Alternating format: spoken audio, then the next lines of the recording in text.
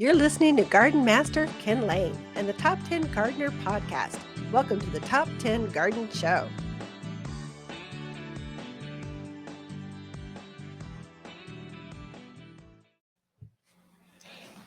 And back with Lisa Lain in the studio. She comes each week with your garden questions. Just what are your neighbors talking about? Lisa kind of inspires us, gets us on the right direction so we don't make a mistake.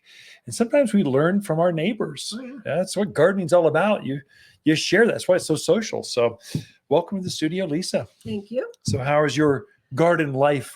How are your gardens? Oh, my gardens. Needing lots of water. Well, that's true. Oh my goodness. It's giving the drip irrigation. I had to tune it up and tune it up. And still, it's just kind of making sure it doesn't fail. It's hard when it's windy and dry and hot. Boy, things let you know right away if they're not getting enough water. If you're paying attention at all, they'll tell you. That's right. They will. And then we're planning on going on a quick vacation at the end of the month. And so you kind of want things kind of on autopilot. So you kind of adjust, see how it's doing, adjust, and then pray for rain while we're gone. So let that first monsoon hit.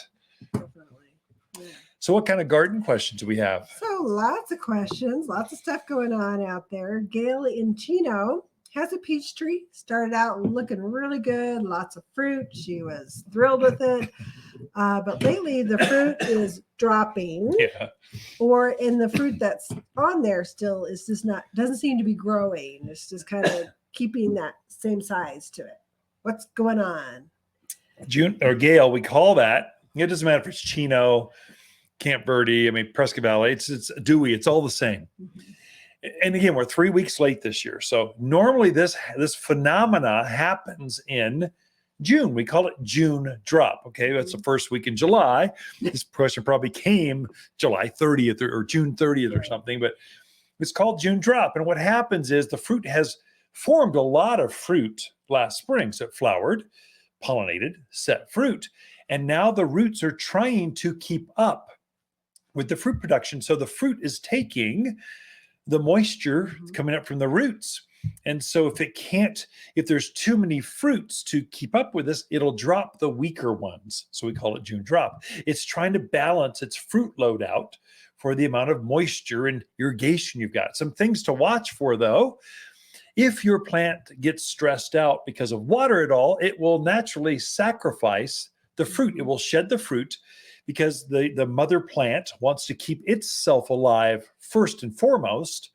Then it will try to reproduce through the seed from your peaches. This goes for plums, apricots, nectarines, apples, pears. They're all the same. So make sure you're watering. I would say supplement, Gail, supplement water. That's a theme going on with this show. It's been hot and windy. Maybe add to your drip irrigation or run. If you're doing it by hand, maybe do it twice in a week instead of once. Make sure that plant doesn't go dry, especially while it has fruits on it. So June drop is normal. As soon as it adjusts, it will take all of that energy and start forcing it into the remaining fruits.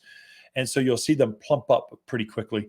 That goes for apples. You might even want to hand prune your apples and pears. They tend to come out in clusters of 3, 4, 5 apples. And there's no way that branch can support 5 fruits. Take off 2 or 3 of the weakest ones, leave 1 or 2, so the plant can now adjust and use the remaining moisture and food that it's got for those remaining fruits. You get a nicer, bigger fruit.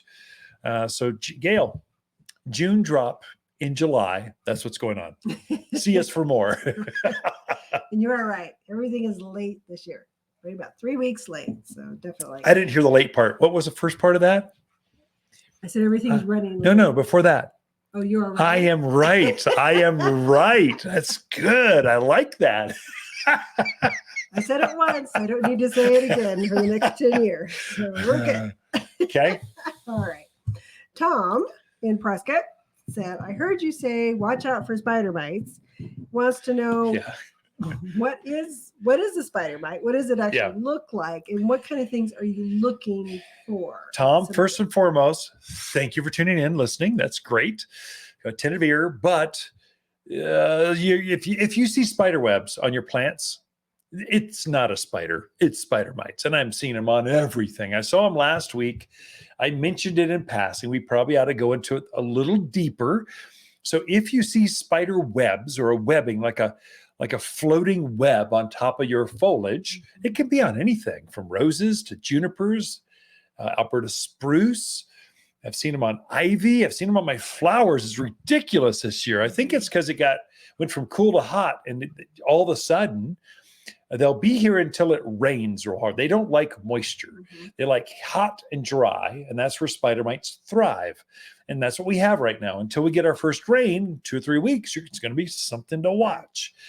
If you see a webbing, just get a spray to kill them. So you've got Spidermites. You can't see them. They're microscopic. Sometimes you can tap a branch and the dust will move. They're actually smaller than thrip, which is a spring phenomenon. We call that one no-see-ums, and Spidermites are smaller than those.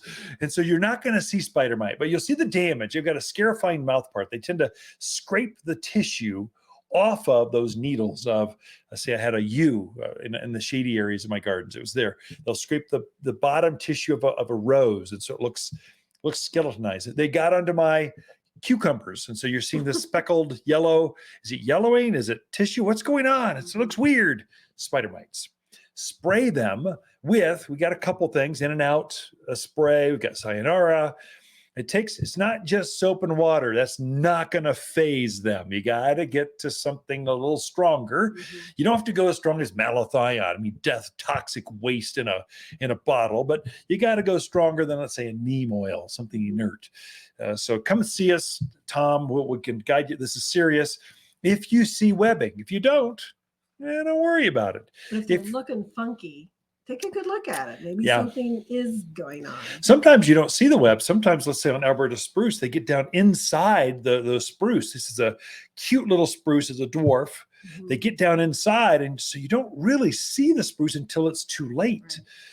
Sometimes on big spruce trees, or not spruce, big junipers, let's say Spartan junipers, their natural diet is the native junipers. So they just migrate over to other things. They go, I'm tired of juniper. I want to try something different. I'm going for your apple tree. So look for that. If you're not sure, take your phone out without the power on, just black screen, tap a branch. And if the dust is moving around, you've got problems. Come see us right away, because they will kill the plant. They're not messing around. They will kill it in pretty short order. So you just want to come see us. We can get you spray and mitigate it just right away. So Tom, thanks for listening. Again, thank you for listening. All right. One more question is from Shelley in Prescott Valley. She wanted to put in a Crepe Myrtle tree, but hasn't been able to find any in the area. Yeah. So her question is, why don't we have Crepe Myrtle trees here? Yeah, you could probably find some down in Phoenix, but the good garden centers are not going to sell you one up here. What happens is, because our cold winters get so extreme so quickly, it resets crepe myrtles back to the roots. So they act more like a perennial. They'll go underground by the roots. The roots are alive, but the top growth will die off. And so then it will come back fresh every year. And it's a bush. Figs will do the same thing. Certain plants will do this. And so I could sell you a tree, and it would be beautiful. It would live through the summer. And then come winter, at least maximum 1 or 2 years, it would reset down the ground. And so you just paid double what you should have for a tree that turns into a bush.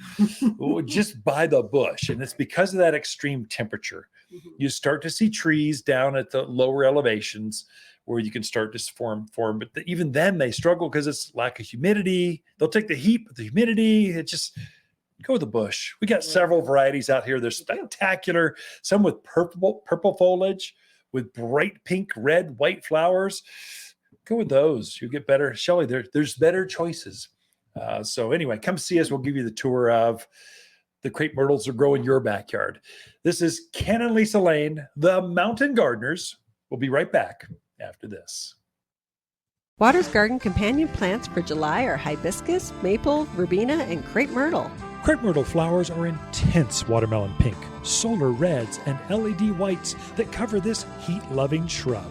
plant where you enjoy its beautiful multicolored bark and sinuous branches up close. The flowers show against forest green foliage that turns red and orange in autumn. Growing to just head height, every yard has room for at least one, and only available for summer planting here at Waters Garden Center in Prescott.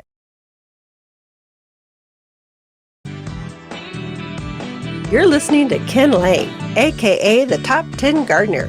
Ken can be found throughout the week in Prescott at Waters Family Garden Center. Listen daily as he answers the top 10 questions of the week, streaming on Apple, Google, Spotify, or wherever you download your podcasts.